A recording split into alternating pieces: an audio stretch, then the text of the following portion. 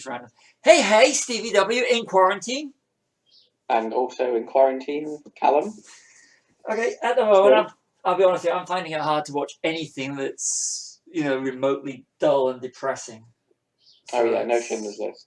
No, not at this time. So it's sort of like I'm looking for feel good stuff and everything. So I figured, you know what, we'll do a little list of what's your feel good movies, the ones that you turn to, when you just want to watch something to make you feel good. I feel good. What, excluding Star Wars or? Yeah, I actually find out that sometimes, the darker ones. I mean, Revenge of the Sith, Episode 8. Yeah. No, the original trilogy. Yeah. When you're trying to feel good, I think. I don't know, probably Indy 1 and 3. They feel good. Raiders, definitely Raiders. Yeah. Can't really say Temple of Doom because that is quite not suitable for children. Not really, especially when Mola Ram rips the heart out. But it goes to show where they were. Yeah, wasn't it during George Lucas's divorce or something? Yeah, and Spielberg. Yeah, but we all know it was a happy ending for Steven Spielberg. It was. However, they need to work through it. That's fine. Yeah, and I still enjoyed it. It was the first Indiana Jones film I saw at the cinema, so I enjoyed it. First PG film as well, wasn't it, in the UK? Wasn't it invented for that film? Or PG-13 was or something? No, PG-13 was... I thought that was around about Batman time, bro. Oh, was it? Oh, maybe. But it's... Is it still PG? Because I know they sometimes mess around with the rating systems. Yeah, it still is, yeah. The only films I've seen upgraded, so like gone from being a low one to a high one, recently is Jaws is now a 12, I think. Yeah, I think it might be. When it was released on Blu-ray. I can't even find my copy of Jaws. It's usually handy, but I can't actually... I'm sure Jaws used to be a PG. Yeah, that's which is baffling as well. But then again, it's not really that gory. It's just jumpy. No, but it is terrifying. Brilliant film. Oh yeah, but they've done it the other way, haven't they? Like downgraded, so like Terminator 1 is now 15, and Predators are 15 now. Jesus, I remember that was 18. So Jaws. Yeah, I remember that was as well. I went to see it in Cineworld when they did the anniversary showing. It was a 15, and me and my friend just looked at each other like, "Oh, is this right?" They cut stuff out of it, did they? No, they didn't. But I think it's just that sort of like the ratings have changed over the years. Like certain themes maybe aren't as intense as they used to be, kind of thing. I don't know. It looks plastic. Yeah, that might be what it is actually. Predators are pretty good, sort of. Not feel good, but you can relax and watch Predator and have fun, can't you? Yeah. I think for me, Raiders of the Lost Ark, of course. For the Star Wars films, it's Attack of the Clones. Pure and simple. Oh, personally, yeah. Yeah, it's just because it's just fun. It's just a fun film, not overly long. It's just there's no. Oh, it's the longest one, isn't it? But before 8. Was it? Well, but it just didn't feel compared to the It used to be. It's not anymore. It didn't feel long. It just. No, it doesn't actually. I'll give it that. It just was. It's just. But yeah, 2 hours 22 minutes. Didn't realize it was that long. Jeez. See, for me, it's 7. It was kind of special to me that when I went to see that, I thought, oh, this is either gonna succeed and reignite it all, or it's gonna just fizzle out. And I was so happy when I went to see it because it felt like going to see a traditional, fun Star Wars film again. Even more without so much CG in it, they take it up every scene and they actually have practical sets. Yeah. I know it's not very geeky. Chef. Inspirational. 100%, yeah. That's a really good film. Yeah. And I was this morning when I was listening to a bit of the soundtrack to Begin Again, which is a Keira Knightley, Mark Ruffalo film. Oh yeah. And I was listening to the song Lost Stars, and it was like, yeah, I love that film as well. So that's But I got the for chill out is Brooklyn Nine-Nine. I watch that a lot. That's like a go-to. Yeah. It is I'll, or Family I've Guy. got you to thank for that, actually. Thank you. 99. Usually the boss who's sitting there. 99. She's not responding. She usually does. She said she's going. I'm not going on your podcast. But 99. You hear the crickets now, but yeah. No, I got American Pies feel good for me as well. The first trilogy. Because they have heart, don't they? I like the thing with the thing with American Pie for me is that they have heart, they have real heart, but they also the kind of I don't say they're depressing, but they hit things home about how things different ends of different chapters in life, and you want it all to be the same, but it's never can be the same. But I like the way that they interject this real childish humor, teen humor, and then they give it a real heart and they give it a real kick. And so I always see them as being a lot more deeper than they but they're good. Yeah, they are. I think they're the last good teen comedies, aren't they? Definitely. They're all they seem to just be toilet humor now and nothing else. It's like they have the idea of, we want to make an American Pie movie. We basically want to copy American Pie, but people who they do imitations always miss out the heart. Yeah. That's why they're all... Which is what made the first three, and Reunion so special. But I wouldn't watch Reunion as like a feel-good film. I think that's more like a rumination on, we're not where we thought we would be sort of thing. But to quote a shitty sitcom that overlived its welcome after the first 3 seasons, so no one told your life was going to be this way. Yeah. But it's like Trainspotting 2. You have how they ended it, the Trainspotting 1, and then 2 comes around and it's not how you expected it. But then again, that's life for you. Try saying that to some of the Star Wars fans after that went and said, I'm not going to watch Solo because I didn't like Luke Skywalker not being a planet destroyer or whatever he was. Yeah. Go away. Exactly. Iron Man. Ant-Man and Wasp, the Guardians of the Galaxy films.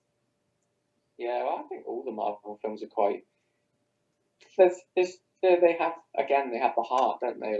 Whereas the DC ones are just flat and dead. Yeah, you got your Ant-Man, and Wasp. The ones that are just literally, and of course the Guardians films, they're all over out humor, there's pure escapism, and I think at this time, this is what we need, is the pure escapism aspect of it, and it's good that we've. Sorry. It's good that we actually have these movies, and we're gonna but even something like Endgame, which was predominantly a little downbeat because they've been beaten and some of them have been flicked out of existence, but you still have the underlying heart and the humor, about the time travel stuff and like Die Hard. And and it's just I found myself more sort of, I would watch that to feel good as well than I would. Oh, it's a bit depressing. Yeah. I did love that line when they're going up to him. I like Die Hard. Yeah, it's not time. I love it. I love that.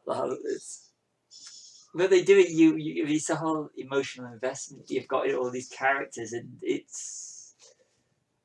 I love it. I do, and that's the beauty of Disney Plus now, is that we've got all these films, with the exception of the Spider-Man ones, on hand. So you can literally just pardon.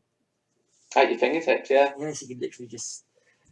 It's I mean, we watched Deadpool the other day, and Deadpool 2. They're good for a bit of nonsense. I mean, but not exactly. But they're better than. I mean, I love Logan. Don't get me wrong. I love the Wolverine, but it's really not the sort of films you want to be watching right now. No, that's a bit sort of deep, isn't it? Yeah. I think all the X-Men films are kind of a bit like that, aren't they? They're not humorless, but they're a bit. They're dealing with serious subjects, aren't they? Being an outcast and fitting in and stuff like that. Except for Apocalypse. Except for Apocalypse, yeah, where Auschwitz gets destroyed. Yeah, Dark Phoenix. Those two. Those two films that never should have been made. But no. Yeah, I'm now trying to look at my. Tell you what is a good one to watch. Ted and Ted 2. I've seen the first Ted. Yeah. Ted 2's good. Ted 2's good. It's worth watching just for the convention scene. Oh, with Michael Dorn. Yeah. Yeah, That's the only bit I've seen of it. I love that. I really do. I tell you what, I was on telly the other day, and it's one of my favourite sort of, laugh out loud feel good films is Airplane. I haven't seen that in years. I love Airplane. It's still funny. I still watch that. I mean, we don't actually have live TV. We just use like Netflix and stuff, and we have an hour box. So that's. But I think I've mentioned it on one of the other podcasts before, though. I think, but one of the things that struck me about it when I was watching it again was how much they got away with that you wouldn't now. Like the I like my coffee black, like my men, and is it Peter Graves being a paedophile, basically? Oh yeah. Oh. It's just like it's funny because you wouldn't get away with that now. But it was good as products of the time, and it's sort of like, but the whole world has gone politically correct now. It has. Oh, I know. Yeah. But yeah. You couldn't have a Mel Brooks now, could you? Really? Not really. Not with like the Blazing Saddles. But although Blazing Saddles, Blazing Saddles is actually quite clever because that whole town turning against the new sheriff just because of his colour. So that was really clever for his time. And Spaceballs, which I found more love for later in life because I thought it was it was missing the boat, wasn't it, when it first came out? Yeah, it came out about 3 years too late. Yeah. Maybe we'll return to Spaceballs 3, the search for Spaceballs 2. Just search for more money. Merchandising! That's where it is. May the Schwartz be with you. I see, like now, I think it's quite fun. It is really good, and it is quite funny. And you've got like John Candy, R.I.P. And Bill Pullman. Yeah. It's got quite a good cast, actually. We lost the bleep, we lost the sweep, we lost the grip. That's not what we lost. It's so quotable. It's the radar jamming thing. Yeah. It's just like a jar of jam. Oh, raspberry, I think. I need to get that on Blu-ray. That's one from to my list of films. Yeah, definitely. Or Spaceballs. There goes the planet. Suck. Very good. The code 1, 2, 3, 4. That's kind of code an idiot would have on his luggage. That's kind of funny. That's my luggage. That is. That's good. Yeah. We could be here quoting that film all day. Trying to think of too many action films from the 80s. Oh, Lethal Weapon. No, Lethal Weapon's kind of down though, isn't it? Yeah, Lethal Weapons always have an agenda to them. They do, because you got the first one, which. Wait a minute. It's been a while since I watched them. At least because they all fall. 4, 2 is apartheid. 4 is 3 is gun control. 4 is slavery. 3 is gun control, and 1 is drugs. Surely it's like PTSD or something, isn't it? Because of the whole Vietnam thing. And yeah, but it's drugs run as well, wasn't it? He was all wrapped up in drugs. So he has drugs first. Gun control was. Apartheid was the second. 3rd was gun control. 4th was slave trafficking. Plus, then you got the underlying animal rights thing. That's, if you look around in Lethal 3, I think it is, there's a truck that one goes near or goes under, and you got a big PETA thing. Well, behind one of the desks is a big PTA poster, and a lot of other things. But then again, gun control is in quite a few of them as well. There's a lot of things that Dick Donner puts in the background. But they are still fun films, especially 2, 3, and 4. Yeah. I think probably what confused me a little bit there was I was trying to think of like the feel good buddy cop film for me probably was Rush Hour. Didn't like Rush Hour. Oh, did you not? No, I like Rush Hour. I like them all actually, but they're sort of Lethal Weapon really light. Yeah. But I really do like them. You're not a fan of Jackie Chan, though, are you? No. Just not my type. Not disrespecting for him because he's great at what he does. It's just not my type, which is like I said, I would never slag him off, I never slate him. Just because I don't like him doesn't mean that other people shouldn't like him. It's just that his kind of wushu doesn't appeal to me. Yeah, I get where you're coming from. Like, if you watch his early stuff, like where it's not quite comedy free, but he is more focused on the martial arts. Like they're fantastic, like Drunken Master and stuff like that. But then I do see like some of the later films he does, like Shanghai Noon and that. I'm not a fan of that sort of stuff. But then maybe just because I can't stand Owen Wilson. I like my martial arts. I do like my boy Bruce Lee, Donnie Yen. I love Donnie. Oh yeah, 100%. I got one for you though. Oh, you said about buddy movies. Not Die Hard. Yeah, Die Hard with a Vengeance. Good. Oh yeah, fun. yeah. That's quite feel good. Yeah, I like that. That's yeah, because it's good. I got Pirates of the Caribbean 1 through to 3. Yeah, they're fun. Yeah, they are fun. Yeah, I'll go with that. Yeah. And you walk out with a smile. Oh, yeah. This is where we do the drinking game. I walked out of the cinema after watching Rogue One, Solo, and Rise of Skywalker with a smile on my face. Yeah. Felt Yeah, they're good. fun, weren't they? Yeah. We said this about 9, didn't we? That it's the most fun we've had. Yeah. In a long time. It really was. I mean, I'm not gonna lie. I was really upset when I walked out of the cinema for obvious reasons. But we saw it together. We saw it 3 times together. You saw it with your dad. I saw it once with my fiance. So we saw it 4 times each at the cinema. And I remember saying to you on the 4th viewing that I'm not going to see this film because I feel obligated to see it another time to look for Easter eggs. I'm going to see this film again because I want to see this film again. You know, because you feel like you want to watch it because it's Star Wars and I'm looking for Easter eggs. I'm looking for something I didn't notice the first 3 times. The 4th screening was because I wanted to have fun. That was it. Yeah. I wanted to sit in the cinema, check out. Because I remember a few people saying, why are you going to see that film again? You seen it how many times already? I'm like, because it makes me feel good.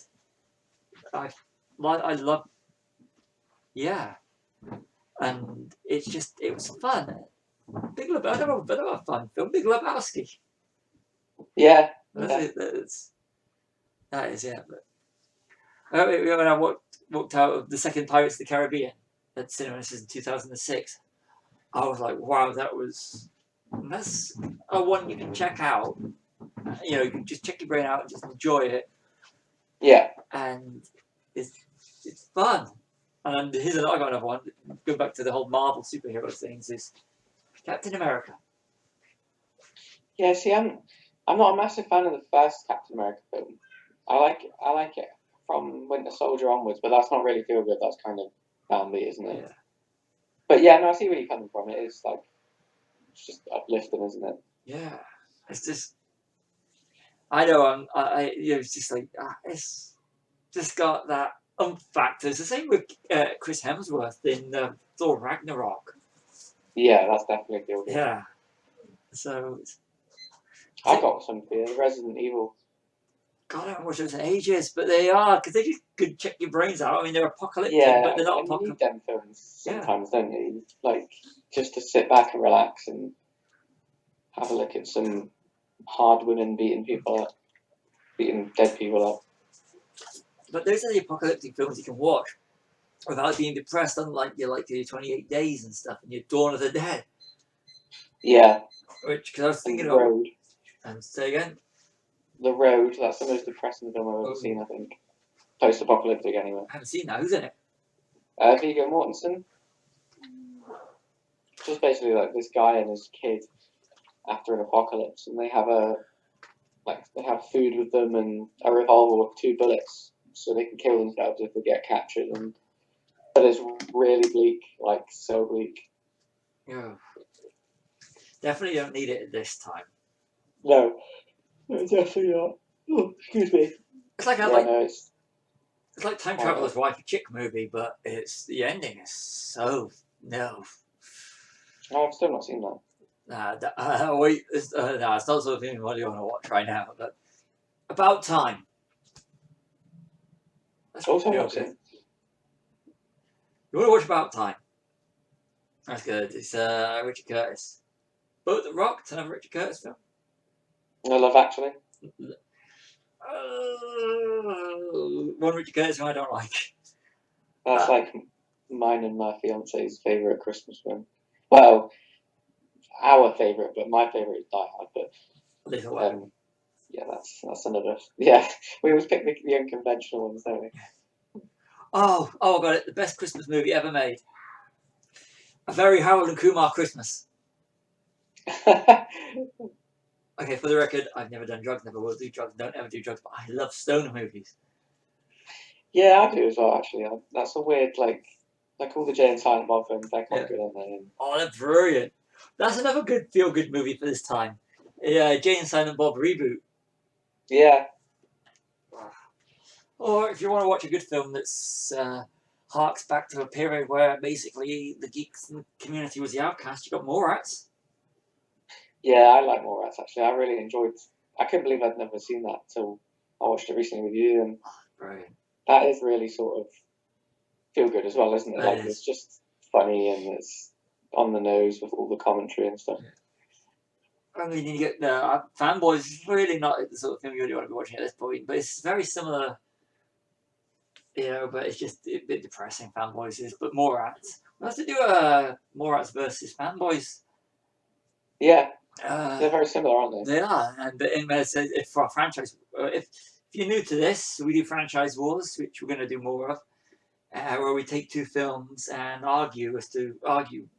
debate which one's the best. And I think that we might do Fanboys versus Mallrats because we both like them, and it'd be interesting because they're very I got one, Good Omens, because the ending and the whole story. Good Omens. That's feel good.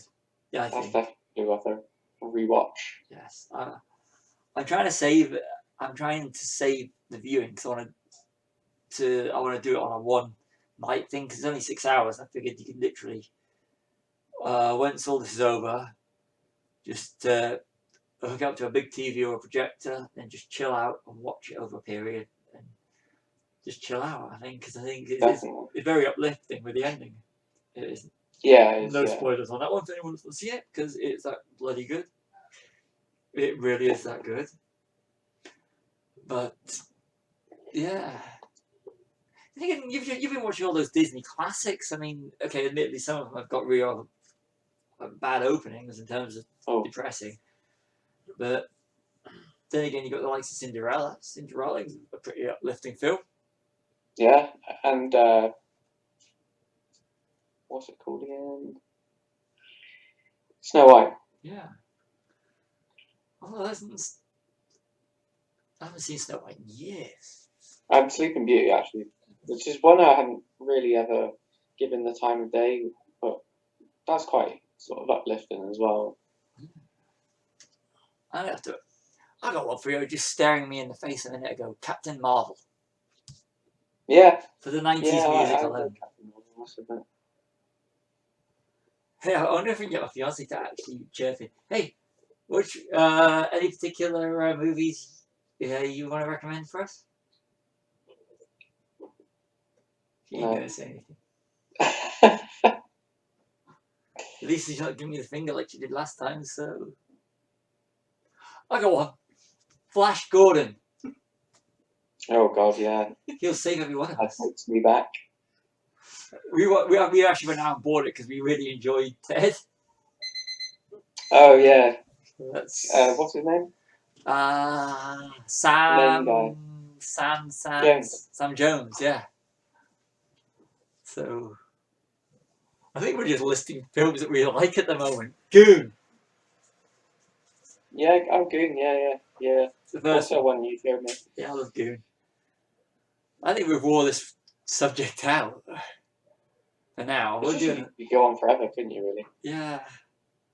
High Ground Podcast, DVW. And Callum, we're all spent.